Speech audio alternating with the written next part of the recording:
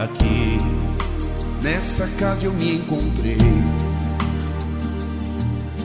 Entrei e aqui dentro vi saída.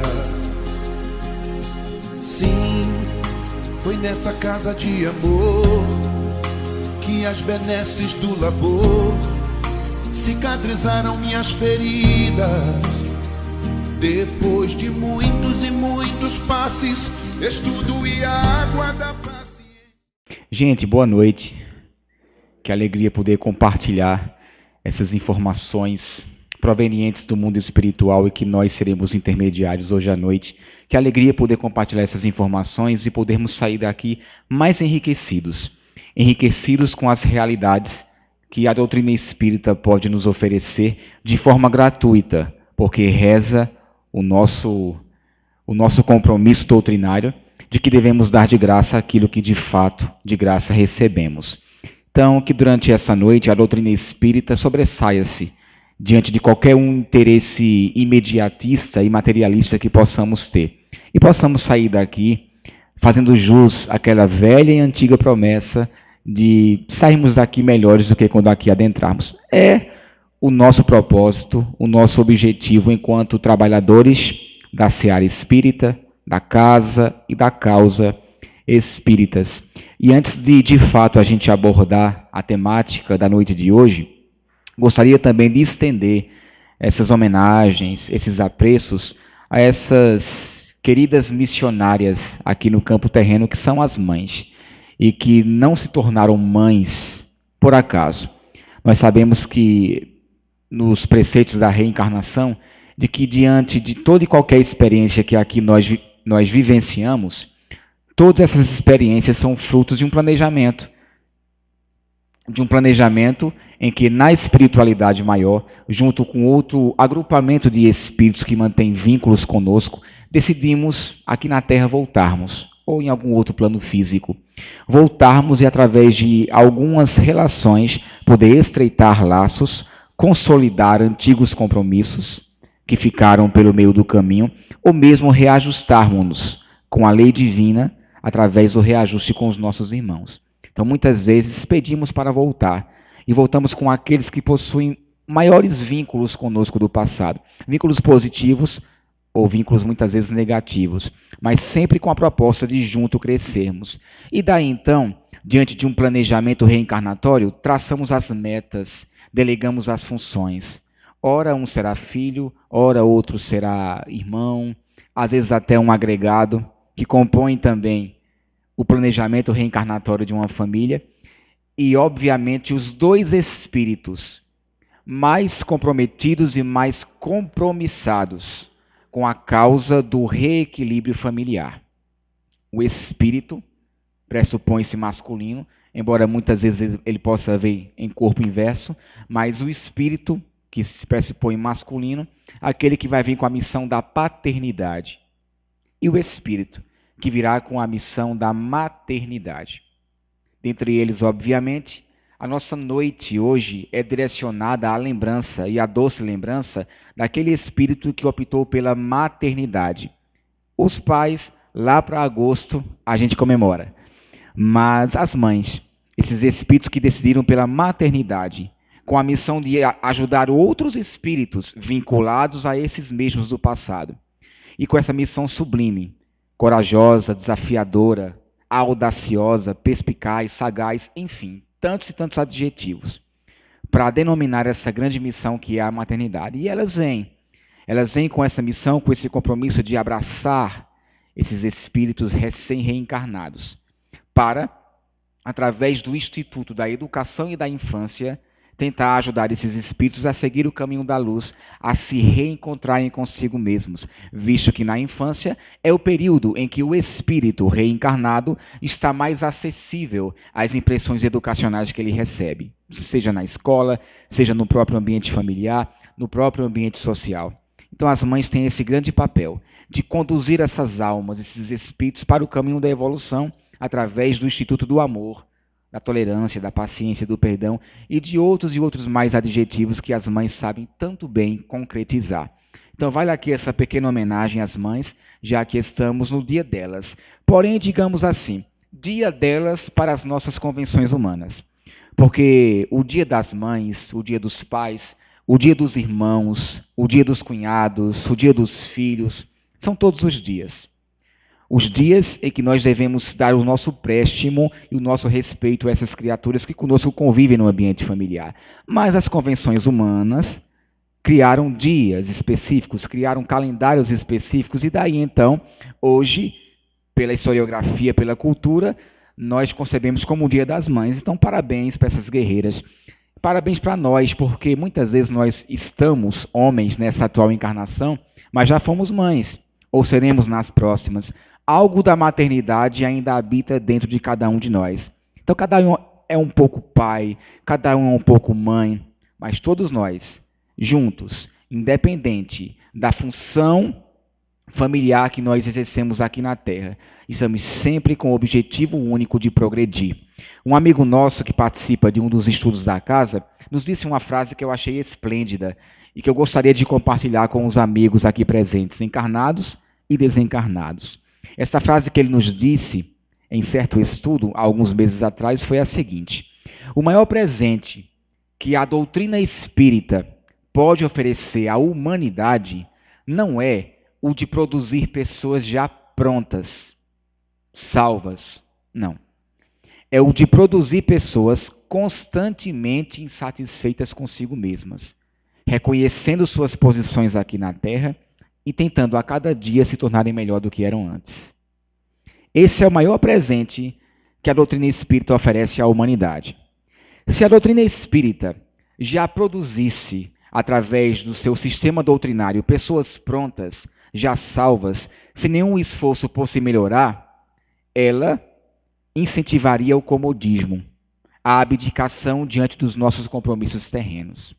Quando a doutrina espírita estabelece que nós somos herdeiros de nós mesmos, que nós somos construtores do nosso próprio destino, arquitetos da nossa própria existência, e coloca a nós a responsabilidade pelos pensamentos, palavras, atitudes, intenções, sentimentos, que são as 5 forças que nós temos, com certeza, ela nos abre a porta para, através do esforço pessoal, você, com o seu livre-arbítrio, incorrer em mais responsabilidade pelos seus atos e, assim, evoluir com conhecimento de causa e com merecimento de causa. Essa é a proposta do Espiritismo. É fazer com que nós reconheçamos a nossa posição evolutiva e saibamos que a obra ainda está incompleta, que nós deveremos trilhar novos caminhos para nos complementarmos, para crescermos, até que um dia possamos atingir o ápice que nós chamamos de perfeição espiritual, a perfeição relativa, que é condizente à nossa condição humana. Então esse é o grande presente, é o de produzir pessoas autoconscientes das suas fragilidades, autoconscientes das suas potencialidades e totalmente responsáveis pelo seu destino evolutivo. Então, as mães ou qualquer outra criatura que decida por bem educar dentro de qualquer um ambiente, já está ciente dessa sua responsabilidade para consigo, no seu crescimento evolutivo, e para com o outro, ajudando o outro, independente da condição e vínculo que ele tenha, a evoluir e a crescer também. Então, abracemos. Mesmo que as mães não estejam atualmente nesse plano físico, mesmo que elas já tenham se transferido para um outro plano, sabemos que apenas o que foi transferido foi a entidade, o espírito, o ser inteligente com a sua estrutura espiritual sobrevivente, o seu corpo espiritual. Apenas o que ficou no túmulo foi uma matéria que se decompõe, que se desagrega e que se transforma em alimentação para outros micro-organismos no solo. Mas a alma, o ser distinto, o ser moral, o ser que possui as suas qualidades, as suas tendências, as suas ideias inatas, sobrevive. Isso é provado cientificamente, pelo menos pela ciência espírita que se abre a esse campo. Isso é provado pela própria lógica, porque não se admitiria uma soberana justiça e uma soberana bondade aliada ao conceito que temos de Deus, se de repente a morte fosse a última palavra, ou o túmulo fosse a última residência. Não há lógica nisso. a alma sobrevive. Todo pensamento religioso assim admite essa ideia de que a alma sobrevive. O estado dessa alma pós-morte é que será interpretado de forma diferenciada de acordo com a corrente religiosa. Mas todo aquele que diz ter uma religiosidade crê em qualquer coisa além da matéria. Que essa qualquer coisa além da matéria seja um mundo misterioso, oculto, que só será reaberto ou reacendido num juízo final, tudo bem, mas há uma sobrevivência. Se o estado dessa alma pós-morte é aquele que nós espíritas admitimos, uma continuidade sem nenhum tipo de choque, nenhum tipo de rompimento brusco, mas uma continuidade da vida que aqui nós temos, em melhores condições ou em piores, de acordo com nossa posição evolutiva, se creem nisso, ótimo, é a crença numa sobrevivência. Independente da profissão de fé no campo religioso, quem admite-se pela religiosidade crê em algo além do físico, em algo além da matéria. Crê que a matéria não pode e não deverá ser nunca a última palavra. Então, diante de toda essa responsabilidade que nós, religiosos, independente da corrente religiosa que abracemos, mas que nós, religiosos, temos de proclamar a imortalidade e nos tornarmos autorresponsáveis por essa mesma imortalidade, faz de nós pessoas compromissadas com Cristo, que é o nosso modelo e guia, mas compromissadas com a vida. Uma pessoa ou indivíduo compromissado com a vida, ele tem consciência do seu papel aqui nessa atual existência, ele tem consciência do que ainda lhe falta progredir para chegar a ter esse reino de Deus que tanto procuramos, que tanto almejamos, mas que muitas vezes é apenas teoria vã na boca de muitas pessoas. Allan Kardec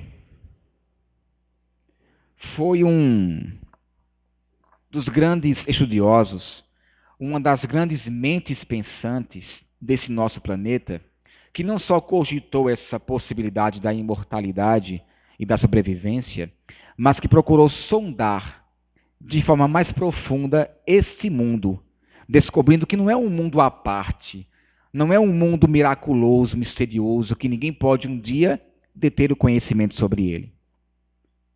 Um mundo real, um mundo circunscrito, um mundo que independe da existência desse nosso mundo físico. E esse mundo físico poderia deixar de existir ou nunca ter existido, sem ferir a essência do mundo espiritual, do mundo que vai além da matéria. Que esse mundo espiritual alguém chame de céu, alguém chame de inferno, alguém chame de paraíso, ou nós chamamos de umbrais ou colônias, cidades espirituais, não importa. São apenas nomes, várias interpretações sobre uma mesma essência, a realidade da vida extrafísica.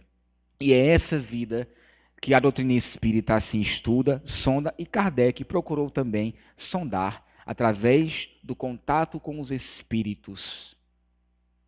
Espíritos esses que não eram demônios. Espíritos esses que não tinham uma criação especial.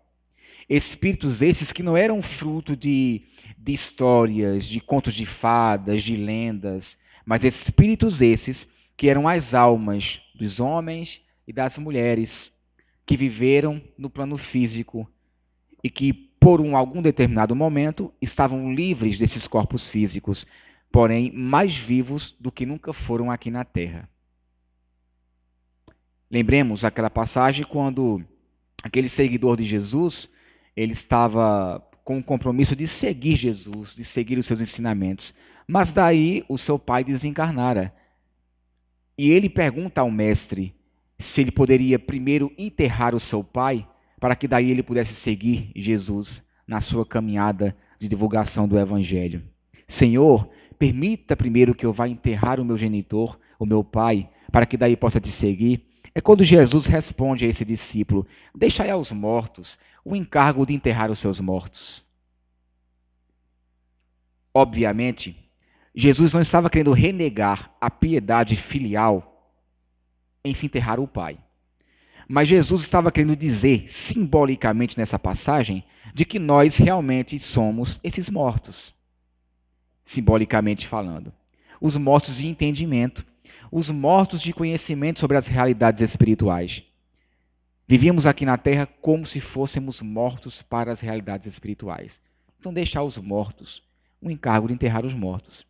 Deixa aqueles que ainda acham que a morte é o fim de tudo, o encargo de enterrar aqueles outros que elas acham que nunca mais irão reencontrar. E deixai aos vivos de espírito o encargo de enterrar apenas os corpos dos seus mortos, mas proclamar que eles não morreram, que eles estão sim vivos em outra realidade, nos acotovelando sem cessar. Essa foi a expressão que Kardec utilizou com relação aos espíritos. Os espíritos pululam, ou seja, nos acotovelam sem cessar. Essa foi a expressão. Sabemos nós, por algumas notícias mediúnicas, como por exemplo do espírito Joana de Ângeles, guia espiritual do Divaldo Pereira Franco, de que a população de espíritos desencarnados ligados ao ambiente espiritual da Terra é basicamente 7 vezes a população daqueles que aqui estão reencarnados, nós. Então, digamos, apenas por uma média matemática, de que talvez existam cerca de 35 bilhões de espíritos ligados ao planeta Terra. 7 bilhões de encarnados, que estamos nós agora. E mais uma pleiade de outros espíritos que já viveram aqui diversas encarnações ou que ainda viverão aqui outras tantas, ligados à Terra. E aqui não estamos falando de espíritos ligados a outros planetas, a outros orbes, apenas à Terra. Essa população que nos acotovela sem cessar. Agora, quem é que vai se aproximar de nós? Aqueles que mantiverem sintonia conosco. Afinidade energética, mas principalmente mental, emocional. O que sentimos, o que pensamos, o que fazemos, mediante a lei da atração e a lei da sintonia, permitirá a aproximação ou a repulsão daqueles que pensam, que agem, que falam de forma semelhante ou não. Semelhante atrai semelhante. Nas duas realidades, na realidade física, propriamente falando, e na realidade que alguns chamam de realidade paralela e que nós chamamos de realidade espiritual. A lei da sintonia, da ligação de sentimentos, da conexão de pensamentos, nos faz criar essa teia perfeita, que é a teia das relações espirituais humanas ou mesmo propriamente falando espirituais. Então Kardec procurou desvendar esse mundo. E ele foi um cidadão do mundo audacioso.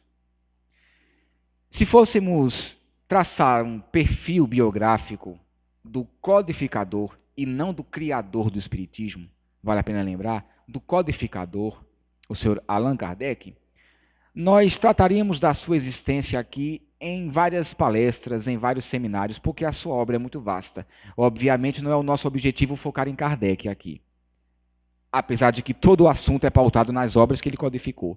Mas o nosso objetivo hoje à noite não é traçar um perfil biográfico de Kardec, porque eu creio que todos aqui já o conheçam mais ou menos, de acordo com os estudos, com os livros que porventura já leram.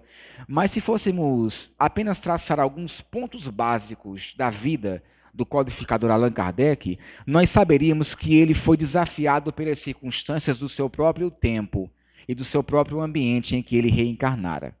Nasceu num ambiente de cultura eminentemente católica. Até mais ou menos os 10, 11 anos de idade, foi transferido para a Suíça, visto que ele nascera em Lyon, na França, e fora transferido para a Suíça para poder complementar os seus estudos.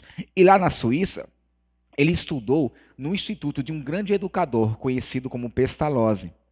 E Pestalozzi tinha como fundamento educacional da sua vida e moral os ensinamentos da Reforma Protestante. Pestalozzi era protestante. Então imaginemos nós, Kardec nasceu num ambiente católico, teve uma formação e uma aproximação educacional com uma mente protestante, que era do grande educador Pestalozzi. Mas mesmo assim, foi um homem que se viu amante da livre ideia e do livre pensamento. Vejamos que desde o início a sua família era ligada à questão da magistratura, do direito, das leis, da justiça, mas Kardec, até então à época, o jovem professor Rivail, se interessara pelas ciências e pela filosofia. Então Kardec foi sempre rompendo tabus, tabus científicos, tabus culturais e tabus religiosos, até que o próprio Kardec, o próprio professor Rivail, já na idade de 54 anos, descobre um mundo novo, que já era antigo, mas novo para ele, o mundo da comunicabilidade com os espíritos, do contato mais íntimo com o mundo espiritual. Começou a participar de uma série de reuniões espíritas, onde fenômenos até então insólitos e estranhos aconteciam naquelas reuniões. As mesas giravam, as mesas se movimentavam, elas pendiam de um lado e batia a perna uma vez para dizer que sim, duas vezes para dizer que não, mas mesas não têm cérebro para pensar, nem muito menos boca para falar. Mesas são elementos inertes, são elementos inanimados, não manifestam inteligência. Então, como uma mesa, através do código de pancadas, conseguia responder a perguntas que eram dadas pelos assistentes que participavam das reuniões. Já que a mesa é um elemento inanimado, algum elemento animado, alguma inteligência invisível aos olhos nus, manipulava a matéria daquelas mesas para fazê-las movimentar-se e, através do código de pancadas, responder a perguntas. E quem eram essas inteligências?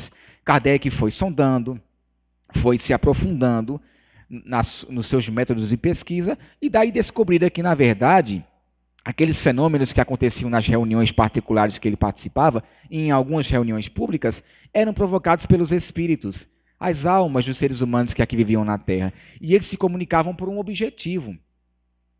Eles não se comunicavam à toa, seja para dar algum conselho, seja para pedir alguma ajuda, ou seja para demonstrar que a imortalidade era, de fato, uma realidade palpável, uma realidade que podia ser comprovada, e não um conto ou uma lenda. Daí então, participando das reuniões, Kardec então descobriu que aqueles espíritos, aqueles seres invisíveis que manipulavam aquelas mesas, que respondiam aquelas perguntas, estavam propondo a formação de uma nova doutrina. Tudo aquilo que eles estavam ensinando formava um corpo de uma doutrina. Através do sistema de perguntas, de respostas, das comparações entre os ensinamentos, da análise dos fatos, Kardec então percebeu que uma nova doutrina surgira e que essa doutrina não deveria ficar circunscrita às mentes e aos ideais de uma única pessoa. Mas essa doutrina tinha que ser disseminada para o bem dos povos, para o bem da humanidade. Kardec, então, através dos questionamentos, foi descobrindo novas realidades com relação à vida espiritual e daí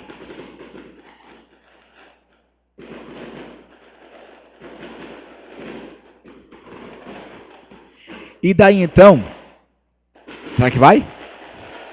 Ou espero passar?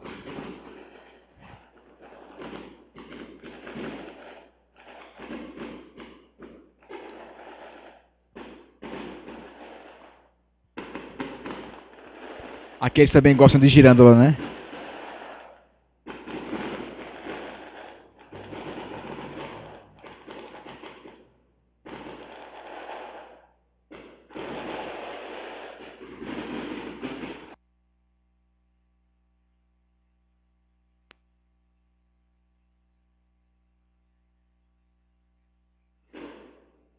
Eu tinha pedido para ser para as mães. Eles cumpriram direitinho lá. Vou agradecer a eles depois. Foi o padre daqui não, né? Foi o padre daqui, que os padres gostam de soltar girândola. Então eu vou agradecer a ele a homenagem que ele fez para as mães.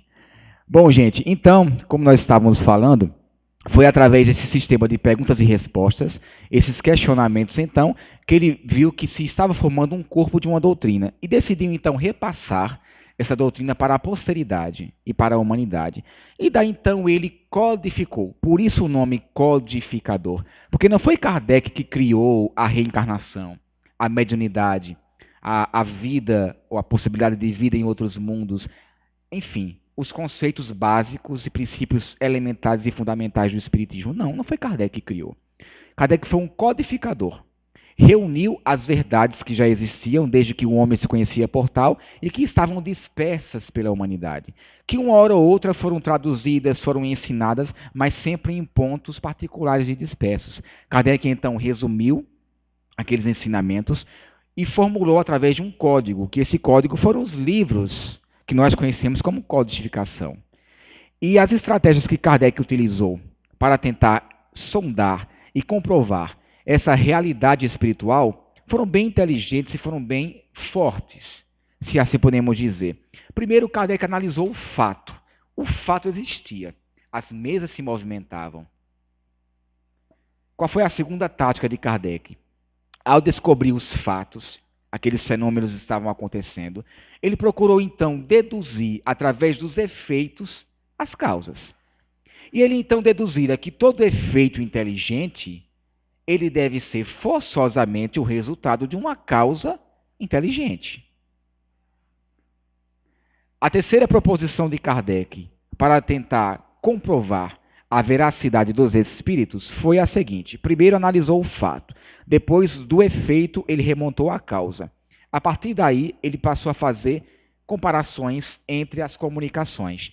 Kardec não participara unicamente de uma reunião espírita, onde um médium se comunicava, mas ele procurou participar de diversas reuniões espíritas. Diz ele, em documento pessoal, que ele chegou a visitar mais de 1000 reuniões mediúnicas, de diversos centros espíritas espalhados em várias regiões da França.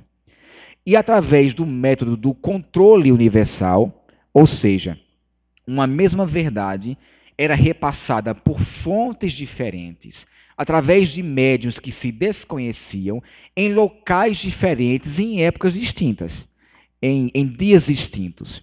Mas ele verificava que uma certa gama de verdades se reproduzia em todos esses pontos ao mesmo tempo.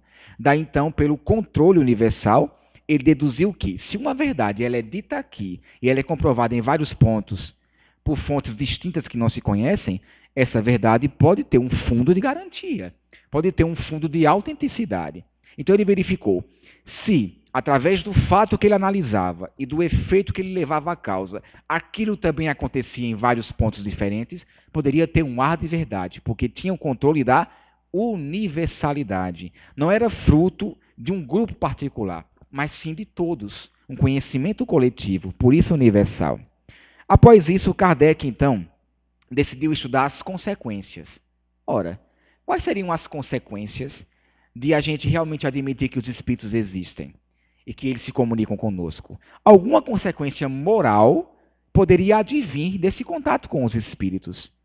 Kardec, então, procurou trabalhar a moral. O que seria benéfico para nós esse conhecimento sobre os fenômenos? E, por último, Kardec buscou as aplicações úteis. Já sei que o fato existe. As mesas se movimentavam pelos espíritos. Através do estudo dos efeitos, descobriu-se as causas, os espíritos que manipulavam aquela matéria, que produziam aqueles fenômenos. Ele, então, decidiu ver se o que o espírito dizia aqui era a mesma coisa que outros espíritos diziam em outros locais. Verificando essa universalidade do ensino, ele viu que isso poderia ser útil ao ser humano, procurou entender quais são as consequências para um ser humano saber disso. E, por fim, como é que o ser humano poderia aplicar isso no seu dia a dia? Se os espíritos, nas reuniões, afirmavam que a caridade é a grande lei da evolução, como é que um indivíduo poderia aplicar a caridade no seu dia a dia? Apenas na parte do assistencialismo ou também na caridade moral? Na caridade de ouvir, de escutar, de tentar compartilhar, ter empatia, colocar-se no lugar do outro? Era essa a função básica e primordial das comunicações espíritas. Buscar as suas consequências e as suas aplicações úteis. Através dessa metodologia, Kardec formulou o que nós conhecemos como os livros da codificação espírita, que na verdade poucos sabem, mas Kardec ele escreveu 14 livros espíritas. Agora, 5 deles é que se enquadram no que nós conhecemos como codificação. Talvez alguns não saibam, mas Kardec escreveu um livro só de coletâneas de preces. Kardec escreveu um livro só sobre obsessão. Kardec escreveu uma obra que fala sobre suas viagens que ele empreendeu pela Bélgica e pela França no ano de 1862, catalogando o que foi que ele encontrou em cada um dos centros espíritas que ele visitou. Ele lançou diversas obras, porém 5 são as mais conhecidas, são as mais aceitas como codificação. O Livro dos Espíritos, o Livro dos Médiuns, o Evangelho segundo o Espiritismo, o Céu e o Inferno e a Gênese. 5 obras da codificação. Dentre elas, 2 em especial. O Livro dos Espíritos, que é a primeira obra, e o Evangelho segundo o Espiritismo, a terceira obra. Por que focamos nesses 2? Porque agora, no mês de abril, esses 2 livros completaram mais um ano de vida. No recente 18 de abril, o Livro dos Espíritos completou mais um ano de vida, visto que ele fora lançado em 18 de abril do ano de 1857. E, no último dia 29 de abril, mas já do ano de 1864, o Evangelho segundo o Espiritismo surge aqui na Terra enquanto livro, enquanto codificado, porque a verdade já existia no mundo espiritual. Então, o Livro dos Espíritos e o Evangelho segundo o Espiritismo são as 2 obras, digamos assim, mais lidas e mais procuradas do movimento espírita, embora as outras 3 obras são extremamente respeitáveis. Mas as 2 são as que aguçam mais a curiosidade dos seus adeptos ou dos seus simpatizantes. O Livro dos Espíritos, um livro com 1019 questionamentos, perguntas, respostas, sobre os mais variados assuntos que sempre envolveram as dúvidas, as buscas daqueles que de alguma forma procuravam um novo sentido existencial em suas vidas. Como é o mundo espiritual? O que acontece com as crianças, com os seres que morrem em tenridade? Aborto, suicídio, pena de morte, o sono e os sonhos na visão espírita. Como é o desencarne? Como é o desprendimento do espírito em relação ao corpo na hora da morte do corpo físico? Como é o reencarne? Como é a reentrada do espírito em um novo corpo planejado para ele numa nova encarnação? Deus, que é Deus? A raça adâmica, a criação do planeta e outros questionamentos. Os espíritos têm sexo? Como é a sexualidade no envolvimento na relação com os espíritos? Existe alguma escala espírita? Existem seres que nunca terão a capacidade de progredir ou o progresso é uma lei comum em geral? Quais são os tipos de espírito? O que é ser médium? E qual a função da mediunidade? Tantos e tantos assuntos tratados em 1019 perguntas na versão atualizada, porque a primeira versão de O Livro dos Espíritos compunha-se de apenas 510 perguntas, distribuídas em 2 colunas. A coluna da esquerda da página eram as perguntas, e a coluna da direita eram a das respostas. Depois, na sua versão atualizada, 3 anos depois, em 1860, o livro ficou composto das 1019 questões que hoje conhecemos. Então, é a parte filosófica do Espiritismo. Através do sistema de perguntas e respostas, os questionamentos eram feitos aos espíritos e eles respondiam através das médiuns. Digo das médiuns porque a maioria dos médiuns da codificação eram moças adolescentes. Hermance Dufour, Caroline Baudin e outras médiuns que ajudaram nesse intercâmbio com os espíritos na codificação. Mais adiante, Kardec viu que esse livro, o Livro dos Espíritos, era apenas o início de um projeto doutrinário, que depois seria formulado pelos demais livros da codificação. E quem observar o Livro dos Espíritos verificará que ele é dividido em 4 partes. A primeira parte, que fala sobre a criação, vai até mais ou menos a questão 90, até a questão 100. Depois, a segunda parte, sobre o mundo dos espíritos, que compreende mais ou menos umas 400 questões. Aí, quando chega mais ou menos pela questão 600, já adentra a terceira parte do Livro dos Espíritos, que são as leis morais. E, por fim, as 50 últimas perguntas do Livro dos Espíritos é a 4ª parte, ou o que eles chamam de 4º livro, que fala sobre as esperanças e consolações. Se os amigos perceberem, a primeira parte do Livro dos Espíritos é um resumo básico do que seria o último livro da codificação, a Gênese. A segunda parte, que é o mundo espírita, é um resumo do que seria o próximo segundo livro da codificação, o livro dos médiuns. A terceira parte, as leis morais, quem prestar atenção, é um compêndio, é um resumo do Evangelho segundo o Espiritismo, que surgiria 7 anos depois. E a última parte, Esperanças e Consolações, é um resumo do que seria Céu e Inferno, que surgiria 9 anos depois. Então, os outros 4 livros da codificação estão implícitos em seu projeto inicial no Livro dos Espíritos. É só verificar isso. Por fim, a terceira obra, que é a outra aniversariante, é o Evangelho segundo o Espiritismo. E nesses 5 minutos que foram nos dados, porque vamos ter no final uma surpresinha aqui, não é isso? Vamos ter um momento muito gratificante aqui no centro. Mas nesses 5 minutos finais que nos restam, falar do Evangelho segundo o Espiritismo também seria desafiador em 5 minutos que nos restam. Visto que esta obra, ela lançou uma proposta desafiadora e audaciosa à época. Imaginemos nós. Esse livro, Kardec, a biografia, ele fala sobre todas as lutas que o codificador e os seus companheiros tiveram que empreender para divulgar o Espiritismo. E é claro, aqui não vale uma crítica à posição da Igreja, apenas é uma questão histórica. Mas 70% desse livro aborda as travessuras, as lutas, os esquemas que a religião oficial tentou empreender para tentar impedir a divulgação espírita. É apenas uma questão histórica, visto que hoje o pensamento da própria religião tradicional já está bastante modificado. Mas a época foi uma luta, a divulgação do espiritismo numa sociedade em que a igreja ainda era ligada ao Estado. Então vocês imaginem isso.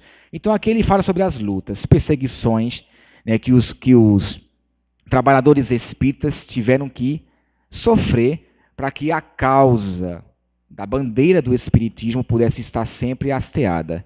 E o que é que nós verificamos? Que quando surgiu o Evangelho segundo o Espiritismo, em 1864, houve uma revolução nas ideias de até então. Porque um livro que era visto pelos outros como um livro de uma heresia, de uma seita, que tinha como objetivo pegar todas as passagens bíblicas, ou as principais, e interpretá-las na visão dos espíritos. E quem eram esses espíritos?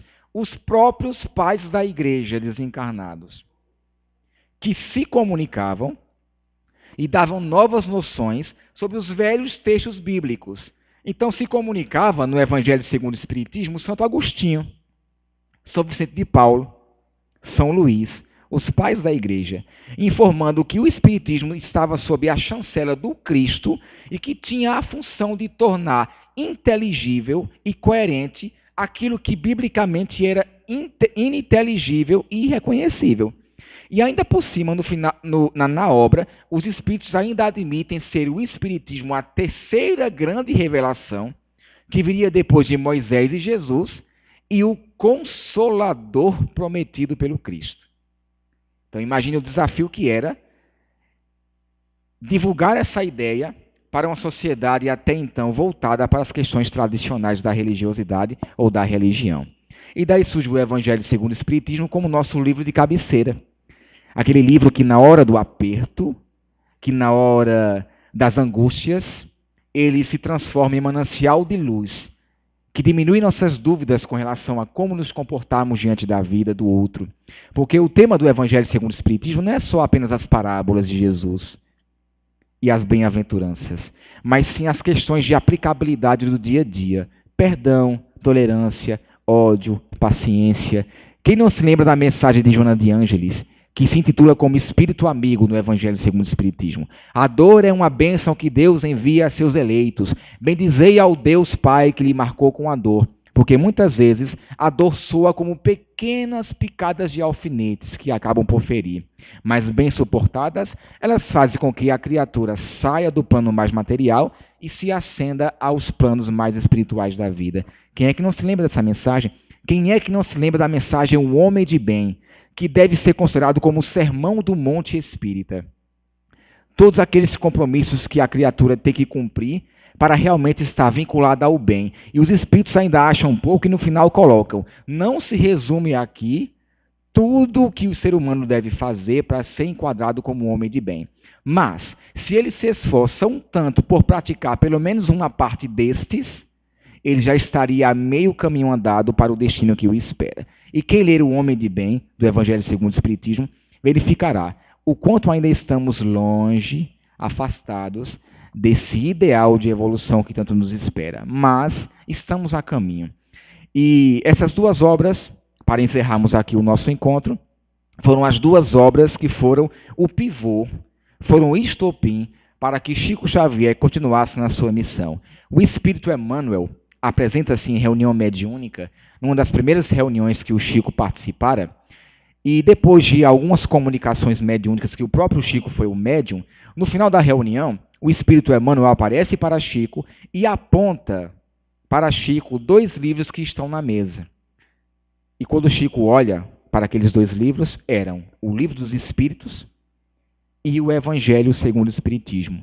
E Emmanuel arremata a noite da reunião mediúnica, concluindo a seguinte ideia: Chico, se um dia eu, Emmanuel, fugir, 1/100º que seja, das propostas de Jesus e de Kardec, me abandone. Abandone Emmanuel e abrace Jesus e Kardec. E essas 2 obras, apontando para as 2 referentes obras, essas 2 obras são um manancial que fará com que você abrace sempre de forma fidedigna as propostas de Jesus e de Kardec. Portanto, parafraseando, se eu, Espírito Emmanuel, disser algo diferente ao que está no Livro dos Espíritos ou ao que está no Evangelho segundo o Espiritismo, o próprio Emmanuel diria: não estou com Jesus e Kardec. Então abrace Jesus e Kardec e esqueça a mim, o seu guia espiritual, Emmanuel. Abracemos a doutrina espírita não só pelos livros, mas pela aplicabilidade que eles podem trazer à nossa existência. E daí verificaremos que estaremos fazendo jus àquela proposta que o meu amigo inicialmente nos disse. E não sermos pessoas prontas e salvas nessa atual existência, mas de sermos pessoas conscientes dos nossos limites, da nossa inferioridade, mas sempre com a proposta de sermos a cada dia melhores do que éramos em dias anteriores. Porque assim como dizia o nosso inesquecível Francisco Cândido Xavier, o grande medianeiro da espiritualidade, embora ninguém possa voltar atrás e fazer um novo começo, todos nós podemos e devemos começar do agora e construir um novo fim.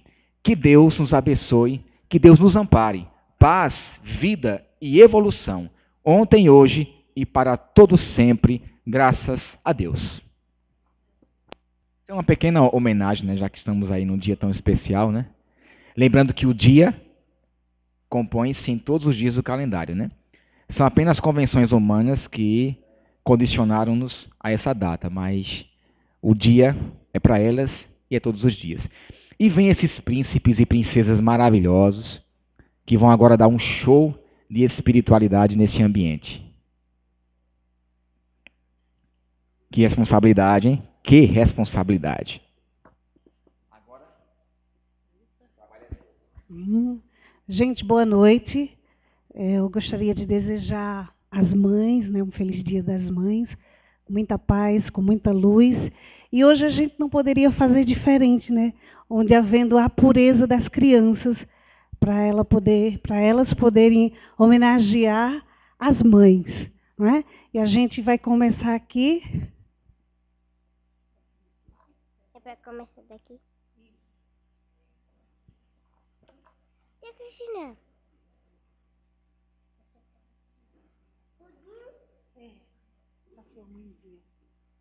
Mas eu tô com vergonha.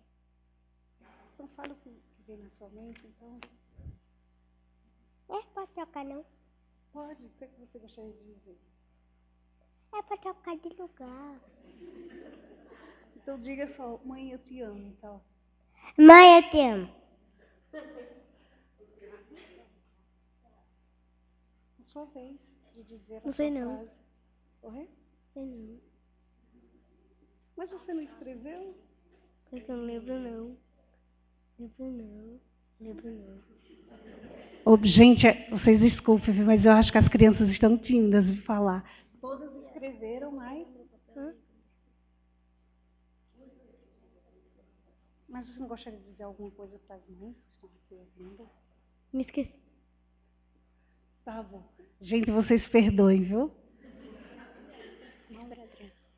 Mãe é uma palavra tão especial. O que é ter uma mãe? É ter uma amiga, uma pessoa que você pode confiar. Muito bem. Mãe, eu te amo. Falar das mães é falar de Deus, pois no coração dela está o verdadeiro amor. Amor que poderia até ser usado como exemplo. Amor que dá sem pedir recompensa. Bom, gente, é isso, viu? A Adriana está vindo aqui para fazer o complemento, para a gente finalizar aqui. Uma frase para a mamãe. Mãe, você é especial, é tudo na minha vida. Pois é. Bom, queridos, vamos então ao nosso segundo momento. Depois da prece haverá a aplicação dos passes. Não é isso, querido Leandro? E só tenho, antes da prece, agradecer por mais esse encontro, por mais essa oportunidade que os trabalhadores aqui, encarnados e desencarnados dessa casa, nos possibilitaram de trabalhar a serviço de Jesus, a serviço da espiritualidade. Nós que fazemos parte do Centro Espírita Apolo, que nunca canso de dizer, é uma casa co-irmã ao Chico Xavier, os trabalhadores de lá ajudaram a erguer fisicamente e espiritualmente essa casa aqui, e o pessoal daqui dá uma grande sustentação espiritual ao pessoal de lá, então somos uma casa só. Então temos muito a agradecer por esse encontro que nós sempre temos aqui nas noites de domingo, e que são encontros formados por almas que não se conheceram dessa atual encarnação. Disso nós temos absoluta certeza. Mas vamos ao que interessa, deixar de ouvir Tiago Francisco e ouvir uma prece, né? A nossa prece de encerramento. Jesus, meu amado Mestre, eterno e sublime educador das almas, durante essa noite, nós podemos, de alguma forma, compartilhar algumas informações que nos foram repassadas pelos mentores dessa casa. Informações essas que, de alguma forma, contribuem para o nosso crescimento espiritual. Informações essas que tivemos, ou que também ainda teremos, que utilizar por diversas vezes, principalmente nos momentos de maior angústia em nossas existências, nos momentos em que precisamos do consolo, da verdade e do esclarecimento para diminuir as trevas da dor, dos sofrimentos que ainda nos rodeiam. E temos absoluta certeza que esses ensinamentos que aqui foram repassados, em boa parte pelos espíritos amigos, através de nós, instrumentos ainda tão falhos, temos certeza que esses ensinamentos ecoarão nas mentes daqueles que aqui se encontram, neste ambiente físico propriamente dito, ou no ambiente espiritual que está ligado a esse nosso recinto. Que elas nos ajudem, essas informações, a termos sempre a melhor ideia, o melhor andamento, direcionamento de atitude de acordo com a experiência que nos assalta.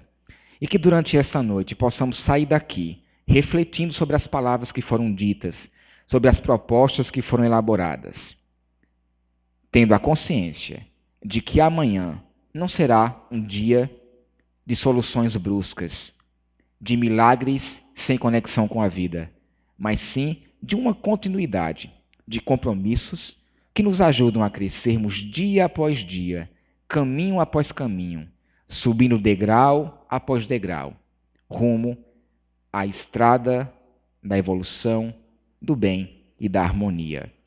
Que Deus nos ampare, que Deus nos guie em mais essa noite com muita paz e com muita espiritualidade. Que assim seja.